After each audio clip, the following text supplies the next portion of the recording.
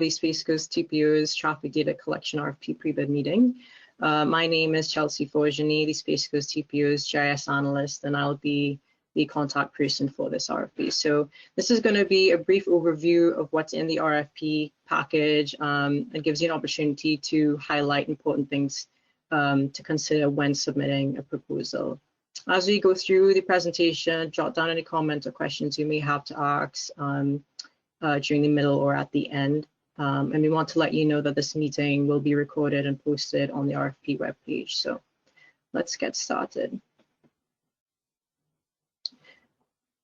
So this is an overview of what we'll be discussing: scope of services, the consultant and Space Coast TPO's responsibilities, the duration of the agreement, a little insight more into the fall and winter counts and subcontracting services options, how the data is used, procurement process, evaluation criteria and award of contract, and of course, schedule and key dates.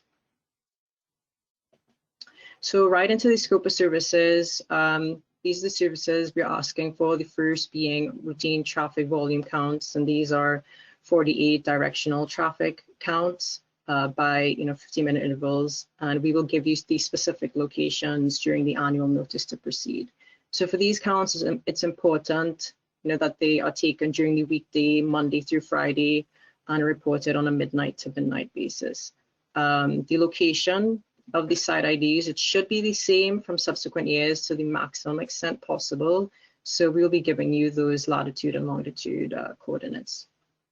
For turning, movement, and pedestrian counts on intersecting streets, these counts should also be in 15-minute intervals at intersections at peak times. For traffic signal timing characteristics, so where turning movement counts are being taken, we would also like to record the traffic signal cycle length and of each signal phase. For performing vehicle classification counts at specific locations is also going to be needed, especially wanting to focus on Class 1 motorcycles on specific corridors, which can be sometimes a little bit more challenging than other classes. So in the methods section of the proposal, it might be good to show how your equipment can be best tuned best as possible to accurately count this class. It may take more than one type of count technology to do so, or it may not. So and the effort to do this is needed because we know through our Vision Zero campaign where most of the accidents take place. However, we are interested in counting the number of motorcycles to calculate a rate. And as some of you may already know, the rate of increase in fatalities for motorcyclists has outpaced the rate of increase in motorcycle registrations nationally. So to kind of assess our own motorcycle rate of incidents, it is necessary to know the number of motorcycles on our main corridors. So that's something that we really look forward to in this RFP. For non-motorized counts, of course, those are becoming more important to us as well. So in this RFP, we have made it part of the evaluation and price sheet. And these will be 24-hour directional counts and will most likely include bicycles, pedestrians, and other non-motorized methods, if possible. And of course, those locations will also be given to you as well. Special traffic counts, this can be like weekend counts, or if we would like counts on a corridor where a current study is taking place. And this will be discussed, usually it's usually 24 hours, 7 days a week counts. So we know, but let us know if that is feasible and we'll work with you as well. For traffic counts for other Brevard County jurisdictions, so we offer cities who desire to collect traffic counts the opportunity to request locations as well.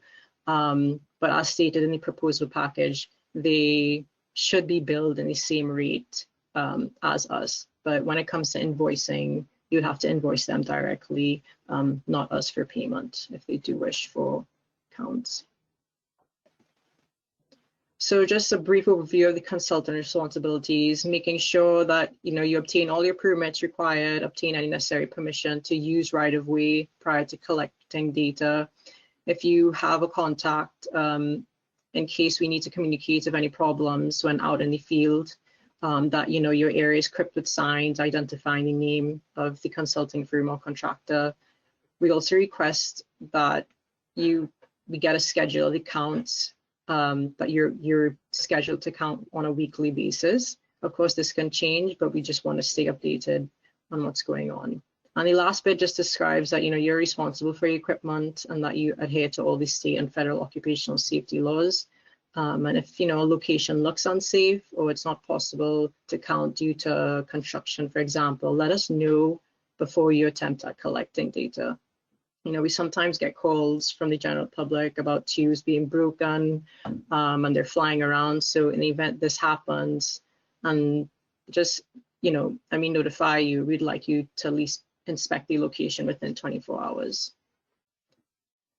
So we would be giving you, a list of counts that we would like to be counted in each planning area. We also give you a list of the days we don't want you to count, like Veterans Day, teachers' holidays, and winter break.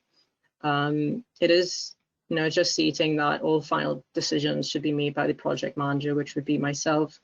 And we will also be responsible for giving you the notice to proceed letter on an annual basis. And this is required before any work is started.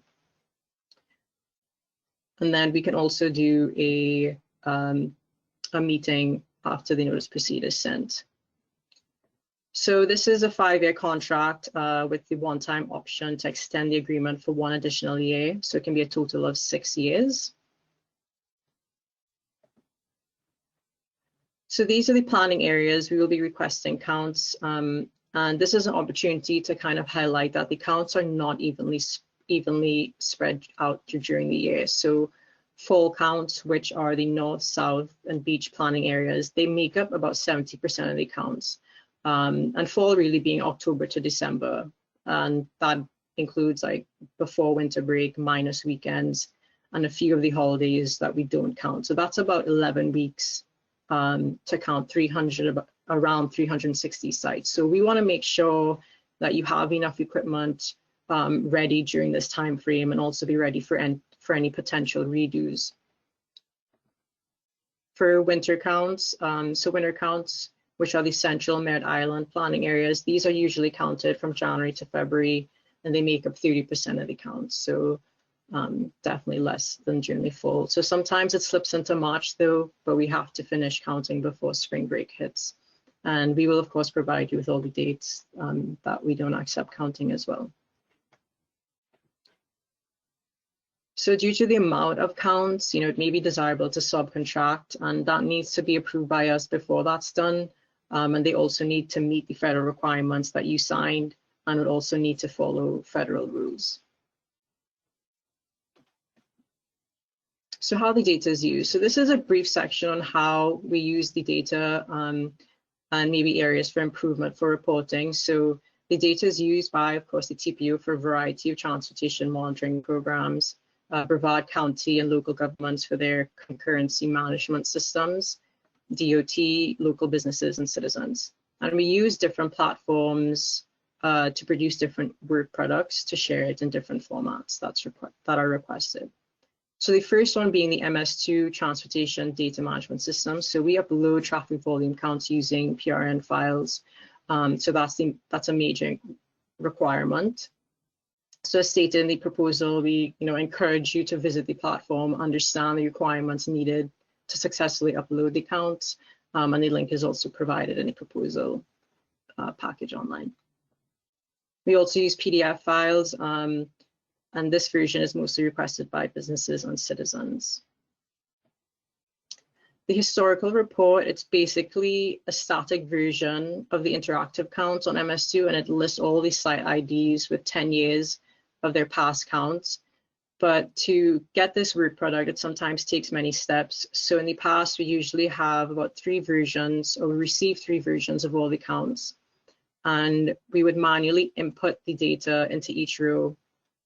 But as I adopted this work, I wanted to find an efficient way to get all the data in this annual count spreadsheet.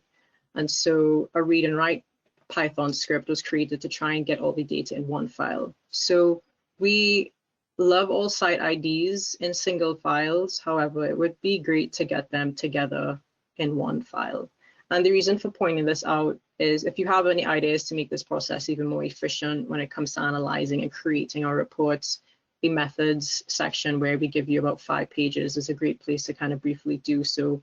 if possible. But just remember though, this is for informational purposes only, and it's not to be included in the price sheet. So are there any questions at this point on what we just discussed so far?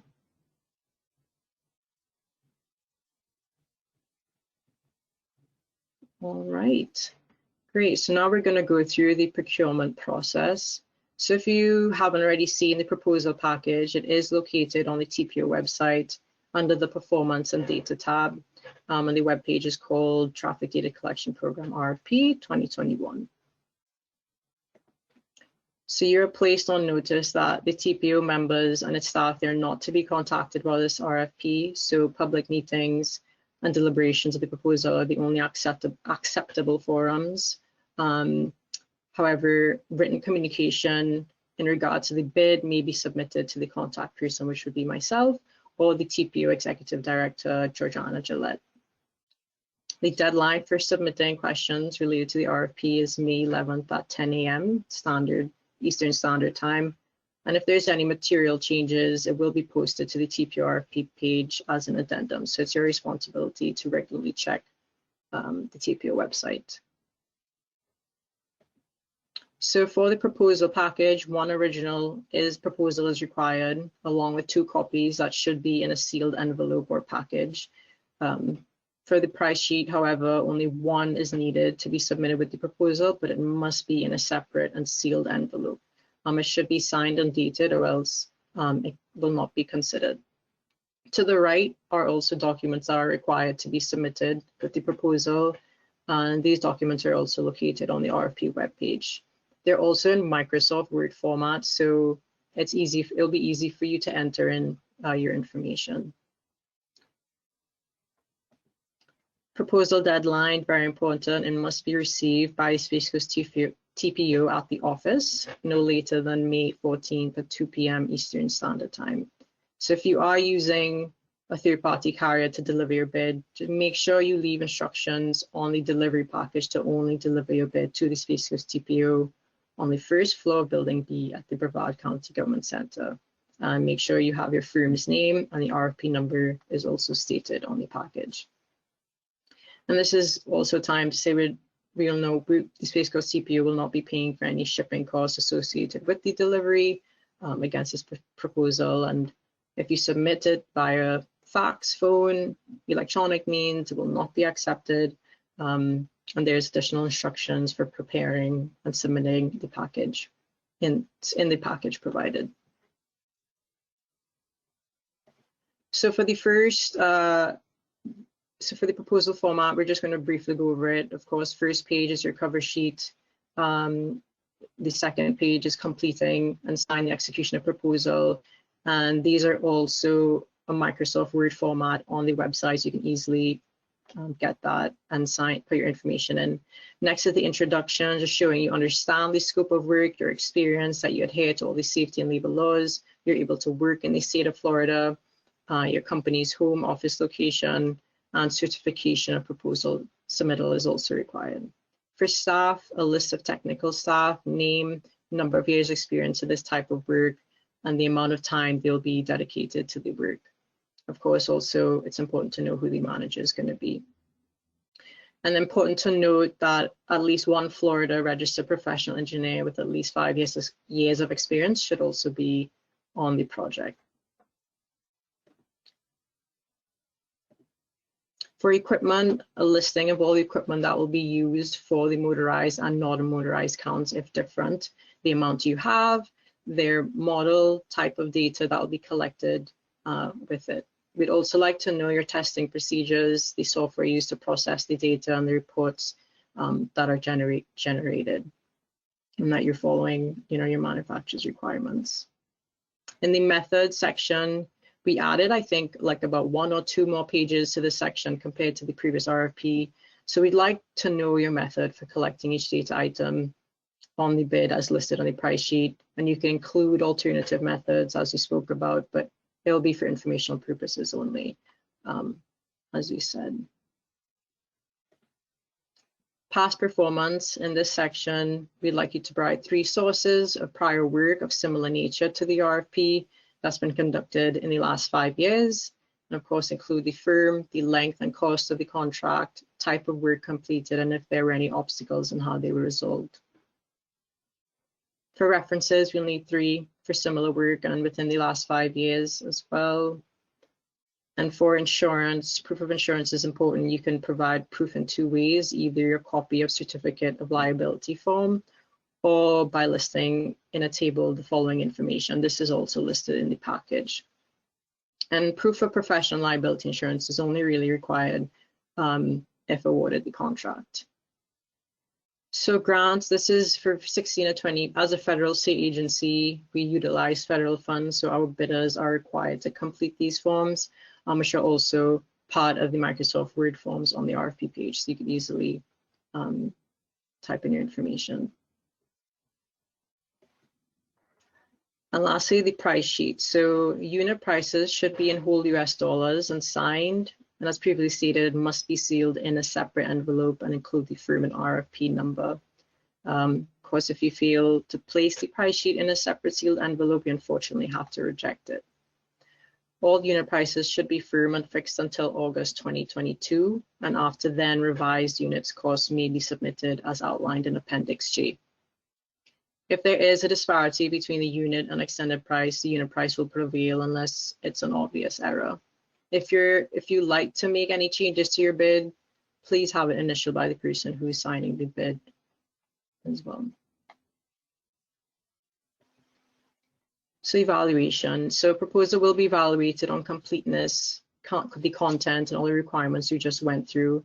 We want to be clear that it is a request for offers, not a guarantee of work, and we reserve the right to reject any or all offers. And when we've received all RFPs, they will be opened on the due date and will be recorded. But the price sheet will not be opened until all proposals are scored by the evaluators, and there will be 2 evaluators and 1 advisor.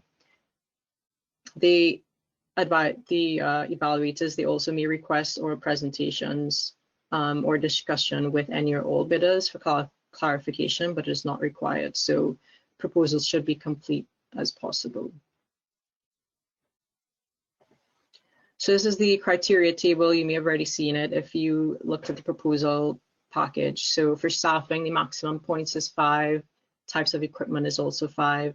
And a huge portion is the methodology, which is a maximum of 50 points. For past performance, 15, and for the cost, 25.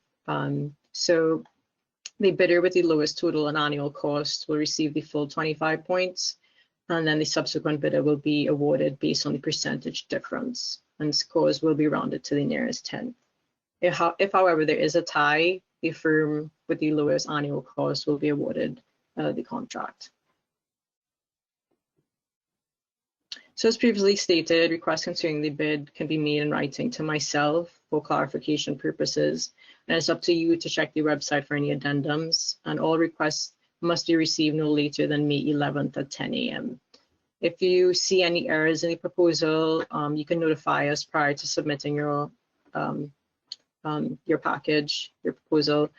The successful bidder will be notified by phone or mail, and if accepted, the agreement will be placed on our board agenda for approval. If any changes need to be made, the TPO staff will coordinate any contract adjustments with the consent of the successful bidder. And a printed copy of the proposal scoring will be available upon written request to the TPO office.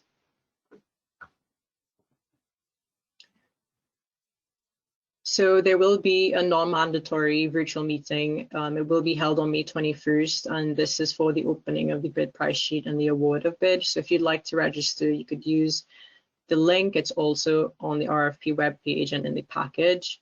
And that would be, yes, as I said, May 21st. These are also key dates that are important and are also submitted on the website and included in the RFP package. So at this time, if you have any questions, feel free to ask.